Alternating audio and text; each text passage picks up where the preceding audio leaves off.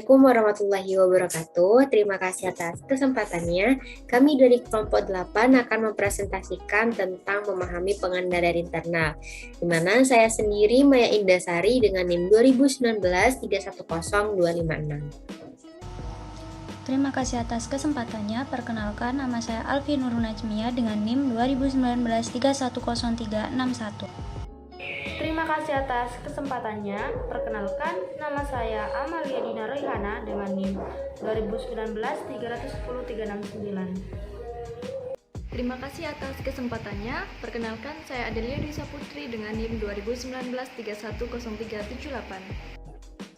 Baik, di sini saya akan menjelaskan tentang definisi dan tujuan pengendalian internal. Menurut IAPI, pengendalian internal adalah proses yang dijalankan oleh Dewan Komisaris, manajemen, dan personel lain yang didesain untuk memberikan keyakinan memadai tentang pencapaian 3 golongan tujuan, di mana tujuan manajemen merancang sistem pengendalian internal adalah yang pertama, menguji keandalan pelaporan keuangan, yang kedua, menjamin efektivitas dan efisiensi operasi, dan yang ketiga, menjamin kepatuhan terhadap hukum dan peraturan yang berlaku. Selanjutnya di sini saya akan menjelaskan tentang tanggung jawab manajemen dan auditor atas pengendalian internal, di mana manajemen bertanggung jawab untuk menetapkan dan menyelenggarakan pengendalian internal entitas, sedangkan auditor bertanggung jawab memahami dan menguji pengendalian internal atas pelaporan keuangan. Dan di sini ada tanggung jawab manajemen untuk menetapkan pengendalian internal. Yang pertama, kepastian yang layak. Nah, perusahaan harus mengembangkan pengendalian internal yang memberikan jaminan yang wajar, tetapi tidak mutlak, bahwa pelaporan keuangan telah disajikan secara wajar. Dan yang kedua, yaitu keterbatasan inheren. Nah, kontrol internal tidak akan pernah bisa sepenuhnya efektif terlepas dari kehati-hatian yang diikuti dalam pencadangan dan implementasinya. Bahkan, jika manajemen dapat merancang sistem yang ideal, efektivitasnya tergantung pada kompetensi dan ketergantungan orang yang menggunakannya. Kemudian di sini juga ada tanggung jawab pelaporan oleh manajemen menurut Section 404, di mana manajemen harus mengidentifikasi kerangka kerja yang digunakan untuk mengevaluasi keefektifan pengendalian internal. Penilaian manajemen mengenai pengendalian internal atas pelaporan keuangan terdiri atas 2 komponen, yaitu rancangan pengendalian internal, di mana manajemen harus mengevaluasi apakah pengendalian dirancang dan diberlakukan untuk mencegah atau mendeteksi salah saji material dalam pelaporan keuangan. Dan yang kedua, efektivitas pelaksanaan pengendalian internal, di mana manajemen juga harus menguji efektivitas pelaksanaan pengendalian.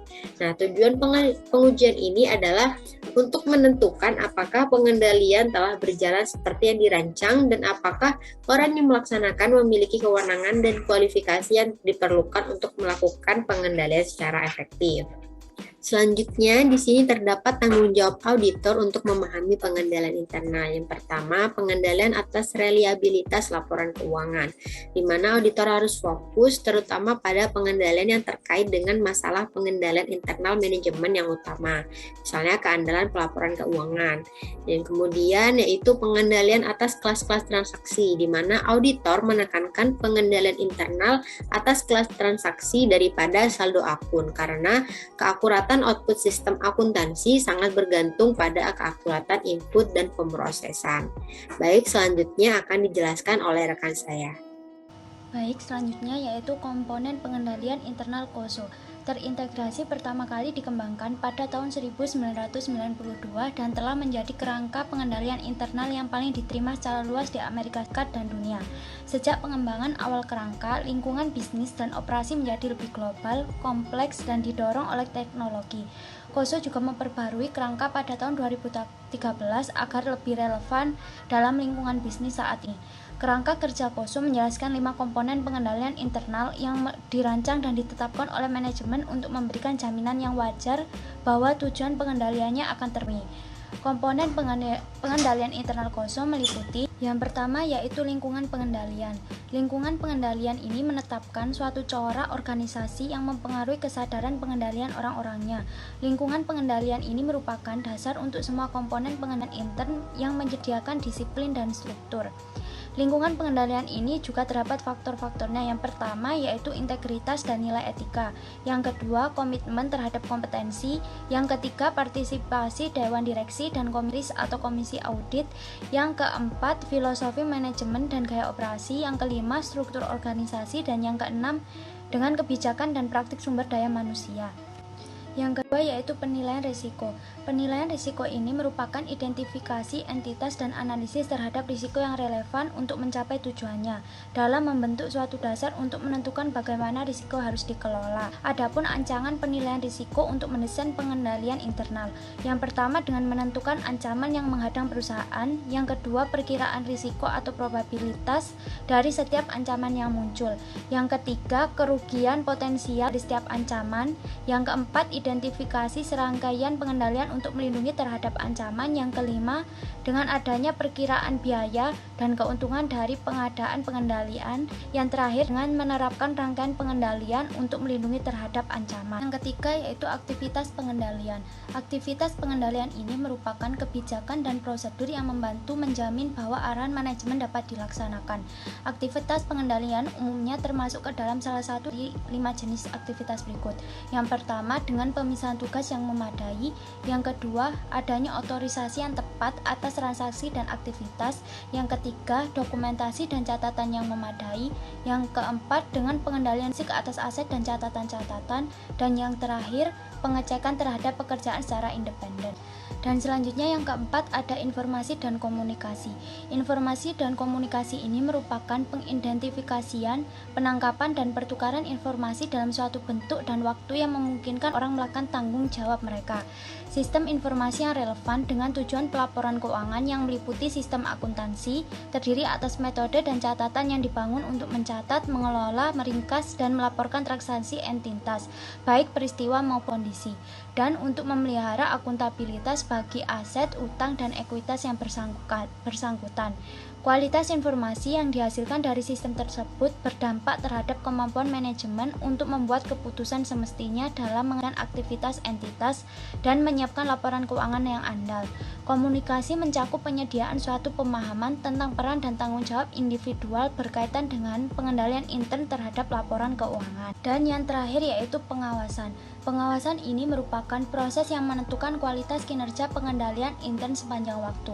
Metode yang dilakukan untuk mengawasi kinerja mencakup yang pertama, supervisi yang efektif, yang kedua, akuntansi pertanggungjawaban, yang ketiga, audit internal. Baik, selanjutnya saya akan menjelaskan mengenai kontrol internal khusus untuk teknologi informasi. Nah, jadi teknologi ini dapat memperkuat sistem pengendalian internal perusahaan, tetapi juga dapat memberikan tantangan. Untuk mengatasi risiko yang terkait dengan ketergantungan pada teknologi, organisasi sering menerapkan kontrol TI tertentu. Di sini standar audit menjelaskan dua kategori kontrol untuk sistem TI. Yang pertama, kontrol umum, dan yang kedua, kontrol aplikasi.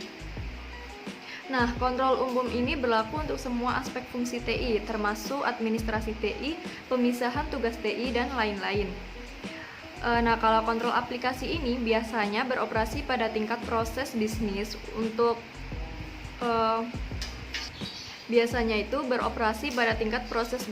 dan berlaku untuk pemrosesan transaksi, seperti kontrol atas pemrosesan penjualan atau penerimaan kas. Pengendalian aplikasi mungkin efektif hanya jika pengendalian umum efektif. Nah, untuk menanggapi risiko menggabungkan tanggung jawab pemeliharaan, otorisasi, dan pencatatan tradisional dengan meminta komputer untuk melakukan tugas-tugas tersebut. Organisasi yang terkendali dengan baik memisahkan tugas-tugas utama dalam TI. Nah, misalnya harus ada pemisahan tugas TI untuk mencegah personel TI mengotorisasi dan mencatat transaksi untuk menutupi pencurian aset. Idealnya, tanggung jawab untuk manajemen TI, pengembangan sistem, operasi, dan kontrol data harus dipisahkan sebagai berikut. Nah, yang pertama ada manajemen TI. CEO atau manajer TI harus bertanggung jawab untuk mengawasi fungsi TI untuk memastikan bahwa kegiatan yang dilakukan konsisten dengan rencana strategis TI. Selanjutnya ada pengembangan sistem analisis. Selanjutnya ada pengembangan sistem. Analisis sistem tidak hanya bertanggung jawab atas keseluruhan desain, tetapi sistem aplikasi. tetapi mereka juga mengkoordinasikan pengembangan, akuisisi, dan perubahan sistem TI oleh personil TI yang bertanggung jawab untuk memprogram aplikasi atau memperoleh aplikasi perangkat lunak dan menggunakan sistem utama. Nah, selanjutnya ada operasi operator komputer yang bertanggung jawab atas operasi komputer sehari-hari yang mengikuti jadwal yang telah ditetapkan oleh CEO. Mereka juga memantau konsol komputer untuk pesan tentang efisiensi komputer dan multifungsi. Nah, di sini juga ada kontrol data. Personil kontrol input atau output data secara independen memverifikasi kualitas input dan kewajaran.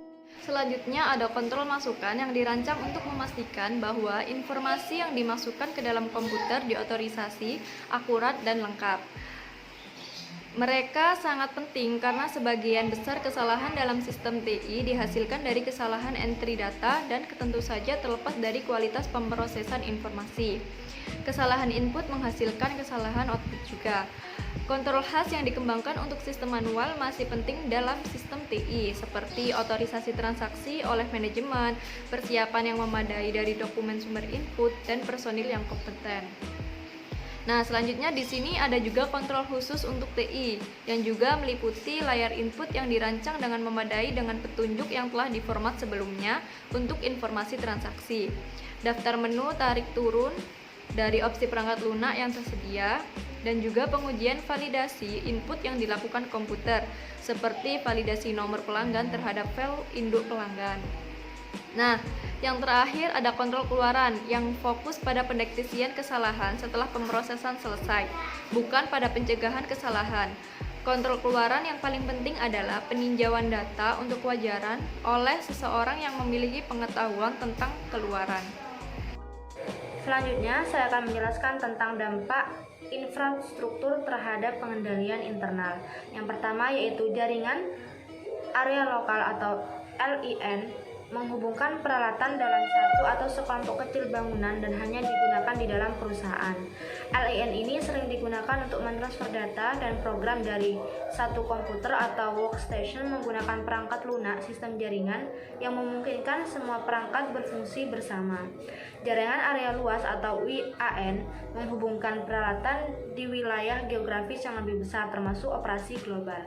Selanjutnya yaitu sistem manajemen data basis data menggunakan klien memungkinkan klien untuk membuat database yang mencakup informasi yang dapat dibagi di beberapa aplikasi. Di dalam sistem manajemen database, banyak aplikasi yang berbagi file.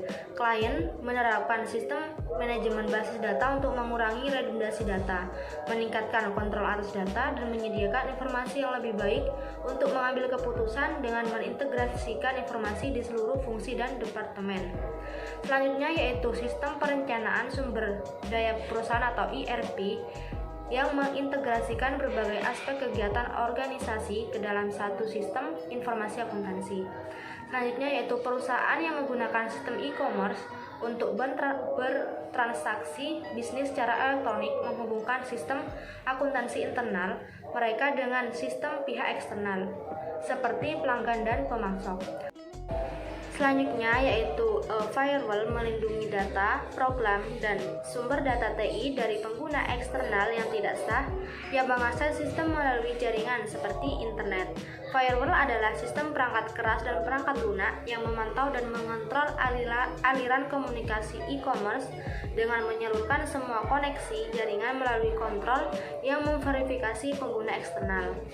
Selanjutnya yaitu teknik enkripsi melindungi keamanan komunikasi elektronik saat informasi dikirimkan dan saat disimpan.